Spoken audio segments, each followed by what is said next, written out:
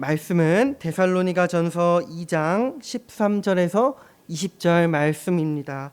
데살로니가전서 2장 13절에서 20절 말씀. 제가 가진 성경으로 신약 성경 330면에 있습니다. 우리 7월 20일 데살로니가전서 2장 13절에서 20절 말씀, 저 여러분들이 한 절씩 교독해서 읽겠습니다. 이러므로 우리가 하나님께 끊임없이 감사함은 너희가 우리에게 들은 바 하나님의 말씀을 받을 때에 사람의 말로 받지 아니하고 하나님의 말씀으로 받음이니 진실로 그러하도다. 이 말씀이 또한 너희 믿는 자 가운데서 역사하느니라.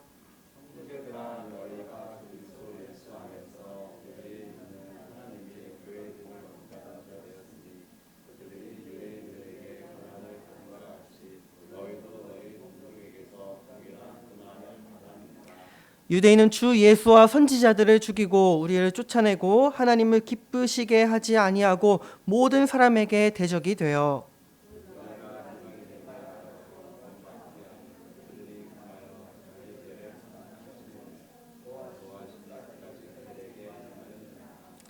형제들아, 우리가 잠시 너희를 떠난 것은 얼굴이요 마음은 아니니 너희 얼굴 보기를 열정으로 더욱 힘썼노라.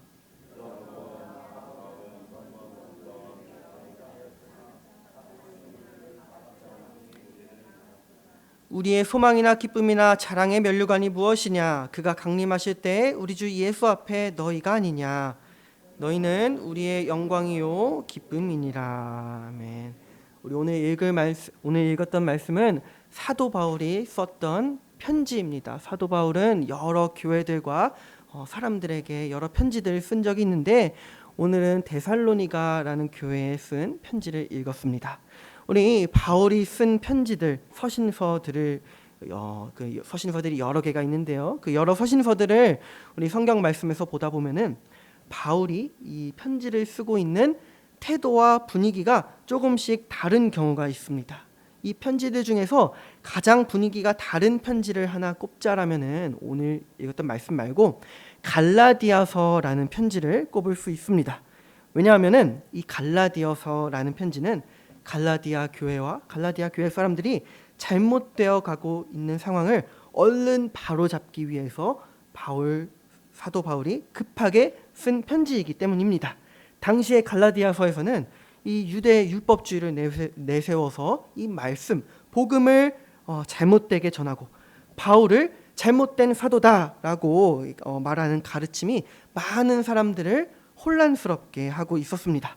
바울은 그래서 급하게 이 잘못된 상황을 바로잡아야 되겠다라고 하면서 이 갈라디아서라는 편지를 썼고 또 편지를 그렇게 쓰다 보니까 혼을 내는 그런 장면, 책망하는 장면, 강하게 책망하는 그런 내용도 있기 때문에 갈라디아서라는 이 바울의 편지는 바울의 말투, 어조가 꽤나 무거운 분위기라고 할 수 있습니다. 그래서 우리가 나중에 갈라디아서를 읽다 보면은 마치 바울의 이 분노가 느껴지는 것 같기도 합니다. 우리 좀 예를 들어서 갈라디아서에 있는 몇 개의 문장만 살펴보자면은 갈라디아서는 이 시작할 때부터 확연하게 다릅니다. 보통 바울의 편지는 막 밝은 분위기에서 이렇게 시작합니다. 나 바울과 이 편지를 보내는 누구누구는, 이 편지를 받는 사람이 교회라면 어디 교회의 성도들, 신실한 성도들, 거룩한 성도들, 부르심을 받은 성도들, 혹은 이제 이 편지를 받는 사람이 이 개인이라면은 사랑을 받는 누구누구요, 믿음의 자녀인 누구누구에게 내가 편지를 하노니 하나님의 은혜와 평강이 있기를 바라노라 라고 하면서 밝은 분위기로 축복을 하면서 이 편지가 시작됩니다. 그런데 이 갈라디아서는요, 물론 형식상 똑같은 축복을 하면서 시작하긴 하지만 이 다른 서신서들과는 조금 분위기가 달라요. 딱 시작할 때부터 자신을 거짓 사도라고 말하는 사람들에게 선전포고를 하듯이 이야기합니다.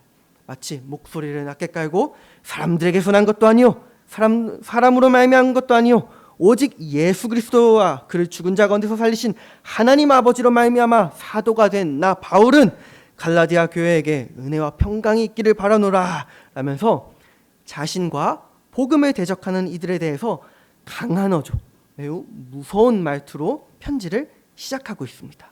뿐만 아니라 이 갈라디아서에서는 곧바로 갈라디아 사람들에게 너희가 그리스도를 떠나 다른 복음을 따르는 것을 이상하게 여기노라.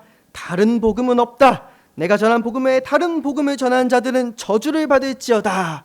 이렇게 말하기도 하고, 또 마지막으로 이 본문 중에서는 너희 어리석도다 갈라디아 사람들아, 너희가 성령으로 시작했다가 육체로 마치겠느냐 라면서 책망하기도 합니다.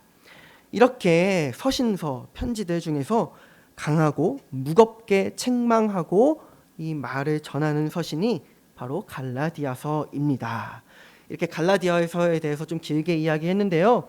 그런 반면에 우리 오늘 읽었던, 우리 함께 읽어나가고 있는 데살로니가 전서는 그와는 정반대의 분위기입니다.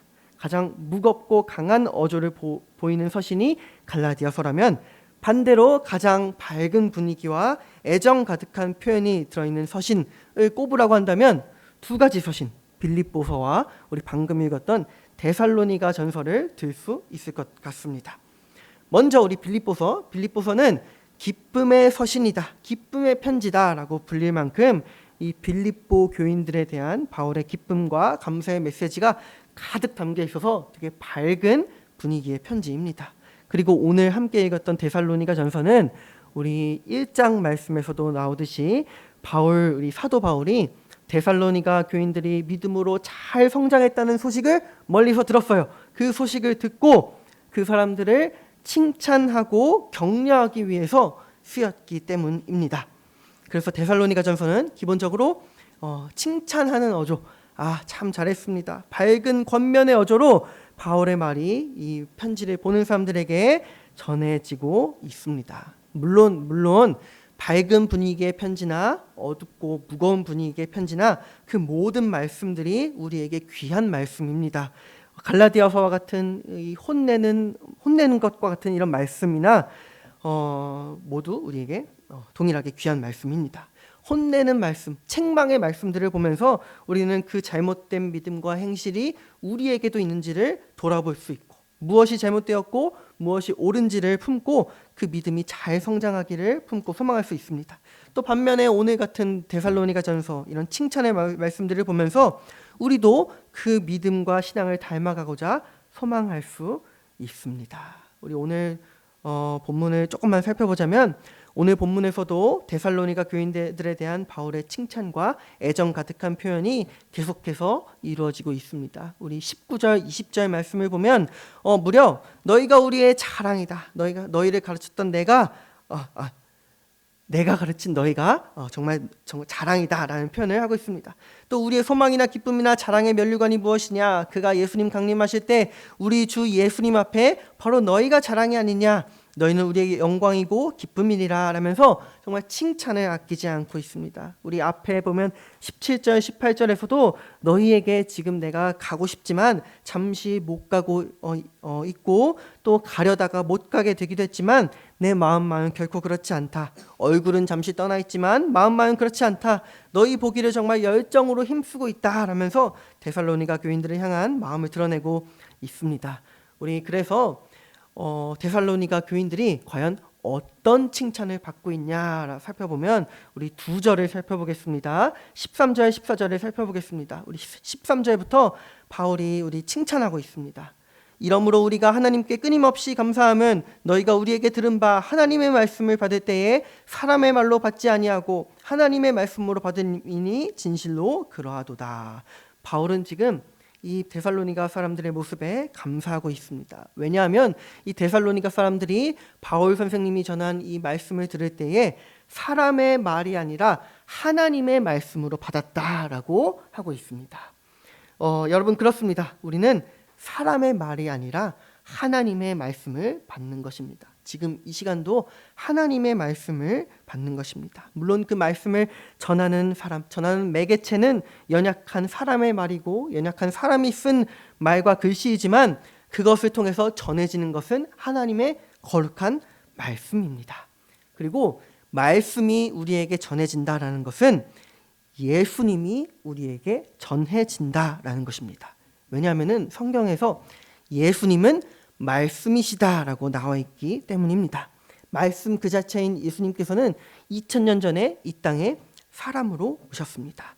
말씀이신 예수님이 전하신 그 복음의 말씀은 2000년 전 저 이스라엘 땅에서 잠시 그 말로만 잠깐 퍼지고 사라진 것이 아니라 지금 이 시간에도 성령님의 능력으로 우리 안에 그 말씀이 살아 계십니다. 그렇기 때문에 우리에게 전해지는 말씀은 바로 살아계신 예수님이신 것입니다.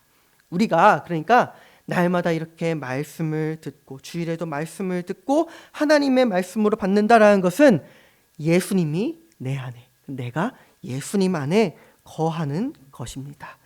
그래서 바울은 13절에서 이렇게 말합니다. 13절 끝부분에 이 말씀이 또한 너희 믿는 자 가운데서 역사하느니라 라고 말합니다. 말씀을 하나님의 말씀으로 받을 때 우리 삶에 그 말씀의 능력이 발휘되어서 예수님이 말씀하시고 가르치신 그대로 살아갈 수 있는 것입니다. 우리 히브리서에 또 이런 말씀이 있습니다. 하나님의 말씀이 우리 안에 살아있고 활력이 있어서 우리의 혼과 영을 쪼개어서 우리의 마음과 생각과 뜻을 판단하여 우리가 예수님의 말씀대로 주의 백성답게 살아갈 수 있는 것입니다. 데살로니가 교회 사람들은 바로 이런 믿음을 보였던 것입니다. 그 데살로니가 교회 사람들을 두고 바울은 이제 14절에서 그들을 또 칭찬합니다. 너희가 저 교회들을 잘 본받았구나. 그리스도 예수 안에 있는 교회, 저 유대 땅에 있는 하나님의 교회들, 그러니까 예수님의 제자들이 세웠던 초대 교회들을 잘 본받았다라면서 14절에서도 칭찬을 이어가고 있습니다. 데살로니가 교회 사람들은 바울의 말을 그저 단순한 가르침이나 인간적인 교훈으로 받아들이지 않고 정말 그 말씀을 다 따르는 삶을 살았습니다. 그 말씀을 들으면서 인간의 가르침을 듣듯이 나에게 유익을 주고 내 입맛에 맞는 것만을 골라서 따른 것이 아니라 그 모든 가르침과 명령을 다 온전히 받아들이고 정말 삶으로 그 말씀을 살아냈습니다. 심지어 데살로니가 교회 사람들은 그 말씀을 따르는 길이 결코 자신들에게 인간적으로는 유익하지 않음에도 가르치는 대로 다 따랐습니다.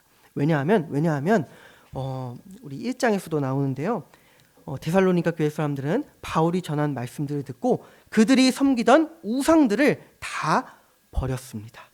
섬기던 우상들을 다 부숴버리고 더 이상 섬기지 않기로 결심했던 것입니다.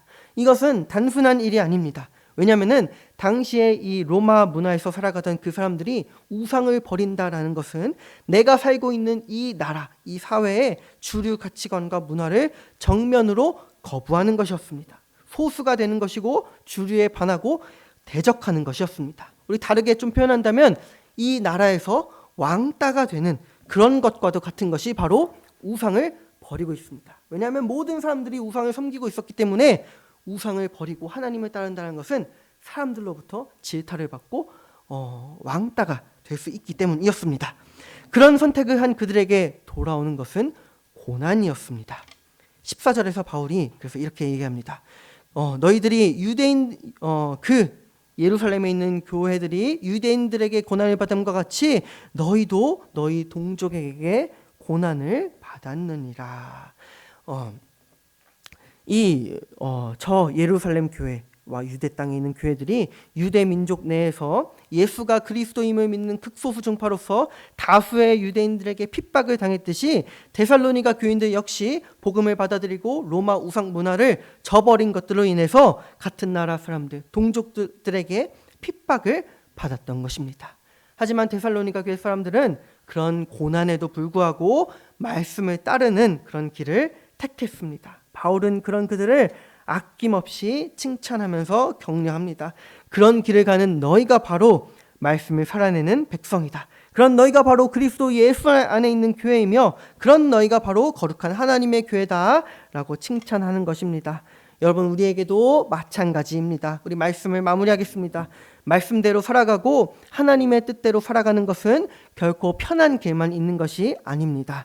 예수님께서는 우리에게 이 고난은 피해갈 수 없는 것이라고 말씀하십니다. 세상으로부터 고난을 받는 것은 예수님 자신이 이 세상에 속하지 않으신 것처럼 우리도 세상에 속하지 않는다. 예수님을 따르는 것이다 입증하는 표시다라고 말씀하십니다. 우리 말씀을 따르는 것은 때로는 나의 것을 내어주어야 되고, 때로는 참아야 되고, 때로는 손해보아야 되고, 때로는 비난과 고난을 감내해야 하기도 합니다. 때로는 몸과 마음이 불편해지기도 하고, 정신적으로 육체적으로 핍박을 받기도 하고, 삶의 아주 많은 순간에 도저히 내 머리로는 이해할 수 없는 그런 선택과 경험을 해야 하기도 합니다. 하지만 그런 고난 가운데서도 우리는 용기를 낼 수 있습니다. 왜냐하면 도저히 가고 싶지 않은 이 고난과 같은 말씀의 길은 예수님께서 이미 다 가신 길이기 때문입니다. 왜냐하면 우리가 겪는 고난은 우리의 머리 되시는 예수님께서 이미 다 받으신 것이기 때문입니다. 예수님께서는 세상 모든 비난과 고통을 참아내시면서 그 누구도 이해할 수 없는 그 고난의 길을 끝까지 걸어가셔서 승리하셨습니다. 우리도 그 예수님을 따르기만 한다면 그 길을 걸어가시고 승리하신 예수님의 능력이 바로 우리 안에 살아서 그 능력이 발휘될 수 있습니다. 오늘도 그 능력을 힘입어 말씀대로 살아가면서 우리 예수님께 칭찬받는 복된 하루가 되기를 간절히 소망합니다. 기도하겠습니다. 하나님 아버지 감사합니다. 우리를 구원받은 주의 백성 삼아주시고 너무나도 복된 하나님의 나라를 누리게 하여 주심에 감사드립니다. 우리가 그 나라를 온전히 누리는 백성답게 살 수 있도록 우리에게 말씀해 주시고 그 말씀이신 예수 그리스도께서 살아계셔서 우리 안에 함께 하시니 감사드립니다. 연약한 우리이지만 주의 말씀대로 살아가기를 소망합니다.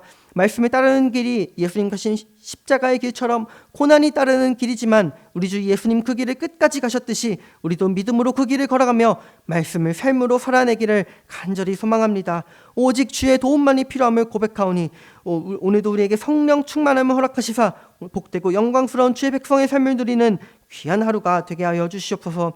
우리 유년부 성강학교가 진행되고 있고 우리 유치부 성강학교, 소년부 성강학교도 앞두고 있습니다. 그 모든 우리 교회 성강학교 일정들 함께 하여 주시사 주의 복된 은혜가 주의 자녀들에게 온전히 흘러갈 수 있도록 인도하여 주시옵소서. 그 성강학교를 감당하고 잘 아이들의 신앙으로 양육하는 선생님들께도 함께 하여 주시사 주의 능력으로 말미암아 그 은혜가 온전히 아이들에게 흘러가는 복된 통로로 온전히 선생님들도 사용하여 주시옵소서. 오늘도 주님 앞에 우리의 기도 제목을 고백하며 나아갑니다. 주님 그 모든 것 알고 계시오니 힘주시고 복주시고 이끌어주시며 그 모든 것을 주의 뜻대로 형통하게 하여 주시옵소서. 오늘도 그 모든 기도로 말미암아 복되고 기쁜 하루를 누리며 하나님의 나라가 더욱더 이루어지기를 소망합니다. 주님 홀로 영광받아 주시옵소서. 감사드리며 우리 주 예수 그리스도의 이름으로 기도드립니다. 아멘.